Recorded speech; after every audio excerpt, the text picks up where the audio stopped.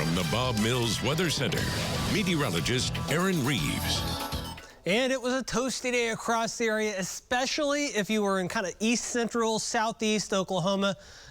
They managed to stay south of the front, and it was very humid. All of us, though, mostly were in the 90s, 98 in Fort Smith, 94 Tulsa, well over 100 off into the northern and western Texas, I should say.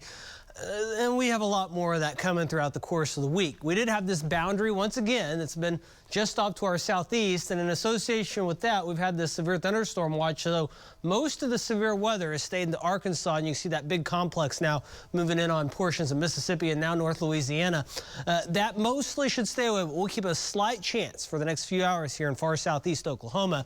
Otherwise, the rest of us quiet. We haven't seen a whole lot develop in Oklahoma. Most of that, once again, has been in Arkansas, where we've seen some big hailers. Earlier, we had 3 to 4.5 inch diameter hail. That's up to grapefruit size in parts of central and north central Arkansas. So we're glad we missed out on that. And we're also glad we missed out on this. This was in Greenwood, Indiana. They had a tornado up there. So this front was pretty active, but mainly off to our east and northeast, and that's the way we like to keep it. We'd like to keep things quiet. And other than just getting some much-needed rain in some areas, we'd like to stay away from that severe weather. 83, northwest wind at 5, dew point at 64, so that kind of gives you an idea of where some of our temperatures will be heading tonight, 60s to 70s.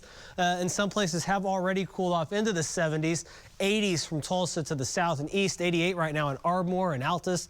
That's still a bit on the toasty side. As we look at dew point values, once again, still very, very humid. I mean, these are just gross dew points. I mean, anytime you get up into the lower 80s, I mean, that's basically just like going and dipping into the Gulf of Mexico or something. That is humid. Much better off from Tulsa to the north and west, but still humid in the 60s.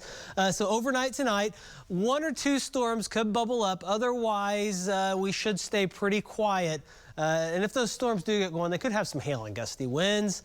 Otherwise, 60s and 70s for the most part to start off our day tomorrow. The afternoon, mostly sunny skies. We'll see those highs top out generally in the low, maybe mid-90s in southeastern Oklahoma.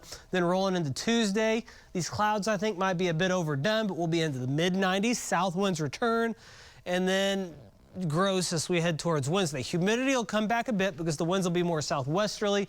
But it won't matter. I mean, we'll be likely around or above 100 degrees, so just be ready for that. It'll still be pretty muggy along with that. As this big ridge of high pressure builds into the area, that's going to squash our rain chances for the most part, but it won't squash our heat. That's going to add to that, but it'll just hang out for a little bit, and then it'll move back to the southwest into the next weekend and early part of the following week. And that could allow for some widely scattered storm chances and shower chances to get in here, something we'll be watching. But in the meantime, just be ready, stay hydrated. Things are going to get hot, especially from basically Tuesday through the end of the week. So hot stuff is coming.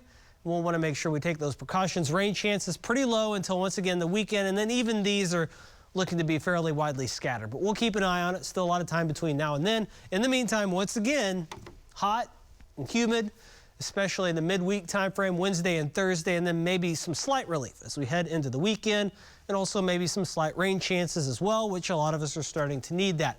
That is a look at your weather forecast. Now let's find out what's been happening in sports.